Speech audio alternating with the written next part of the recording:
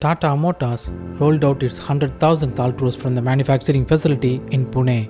It was just 20 months after the introduction of the premium hatchback back in January 2020. The Altroz is the second most selling hatchback in its segment with a 20% market share. Safety is one of the major selling points for the hatchback. The Tata Altroz managed to score a spectacular 5-star rating from the Global NCAP crash test. After safety, there comes the design. Tata Altroz has the magnificent road presence like other Tata cars.